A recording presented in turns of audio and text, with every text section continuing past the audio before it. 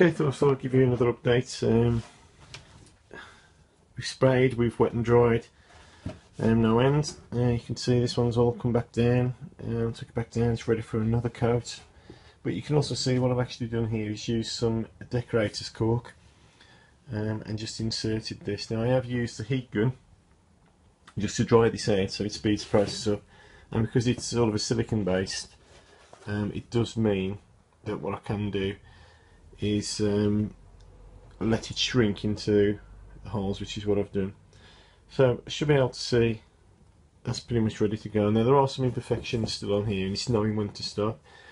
Could sand this down no end of times to make it really smooth, look really new, really unused, but the idea is I'm keeping some of these imperfections in. Again, there's enough filler to sand this down, but I've left it at that stage just so when I do the dry brushing it picks some of these imperfections up, and that's the trick to making it look aged and used. So that's the shin ready to go as well. Shin's pretty much over here. You can just see where the imperfections are on the back, and they should come out really well. Still left the dent in the back. I've had to put in some more decorator's cork, and again I've dried that. If I need to, that can actually just sand down lightly, but I'm going to leave it out as it is, to be honest, and that's fine. It just fills in and smooths it. If anything, I've probably smoothed it too much, and it's the same with the top bit there. So all these marks here will come out once it's dry brushed, which is what I'm hoping will happen. So we go back over to the foot. You can see these sort of bits that make it look aged. That's exactly what those bits are, and it's through not sanding down correctly and using the heat gun just to crack it, so it dries, one bit dries quicker than the other, and that allows for the sort of pattern to come through. Again, you can see the sort of speckled effect that we've got into here as well, and that's where these sort of things come from. So I could rub that down smoother if I wanted it to look like new, but because I'm aging it, I don't. Normally as well, when it's actually a bit wet, one thing you can do is literally push the spray primer, so you can actually see in some of the marks, and there's a classic one that I've actually pushed to get the deformation mark in there, and that's a deliberate sort of thing to do. Usually up on the sides as well. Yeah, so you can see I've done the same sort of thing here and just pushed it with my thumb. You just push the direction that you want it to go, and it just gives you that imperfection. Right, so the next stage is one final coat now, just to primer, and then that's ready to spray.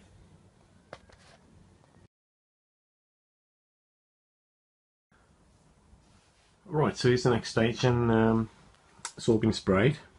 I do spray outside in a booth I've got outside. I don't necessarily spray in a workshop because of the dust and the fumes, although I've built in extraction and stuff. However, it's better to spray outside because the light's better and also the ventilation. Right, so what we're looking at here is, you can see I've got the heat on just at a distance, but then drying it out a little bit. Now I'm using the actual Plasticoat brand that you get in the UK to spray this, and I start off by spraying the outside black, so all this will remain black before it's dry brushed, and then I'll mask off this part and spray it red. But even the bits that you can see down here where you've got the black showing through and the black down there, it starts off exactly this. So on the thighs I'll spray all these black just to get all the imperfections. Now it doesn't matter if you miss bits out like I've done here, because in the end day this is going to be red, but the main part is actually getting this black towards there. Just suspending this from the extraction pipe, and it comes down, dust extraction pipe, just so it raises off the floor really at the right height, and this allows me to have a look at the finish. This has only been sprayed about 10 minutes ago, but it's starting to dry quite nice. Now it's inside.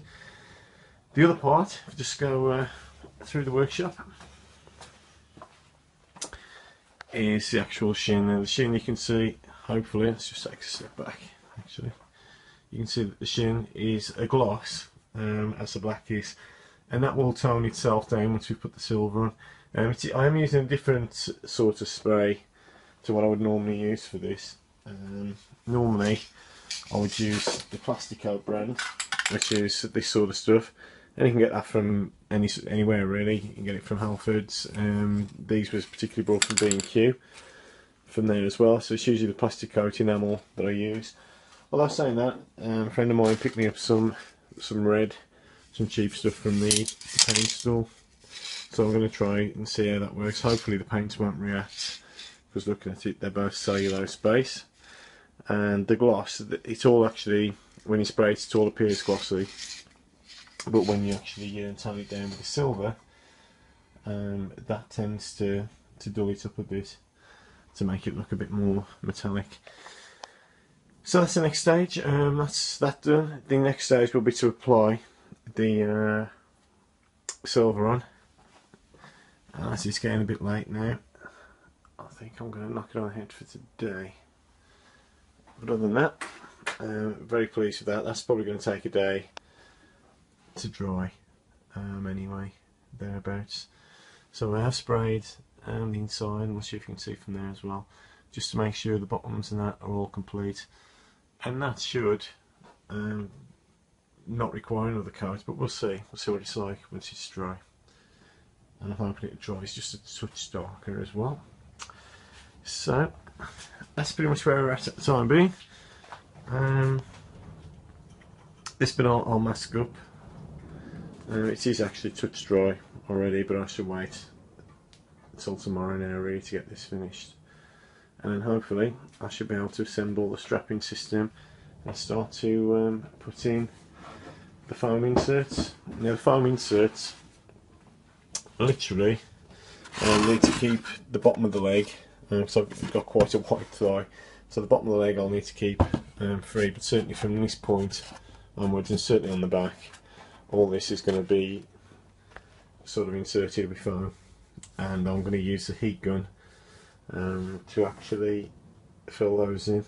Now it could well be that going back to these parts, I'll start using some sort of foam that just fits around there, just to skirt it really. But there will be sort of latches and clips on this that will connect to the belt, which will hold it all into place. And then while that's happening, I'm waiting for all that to go and dry and stuff.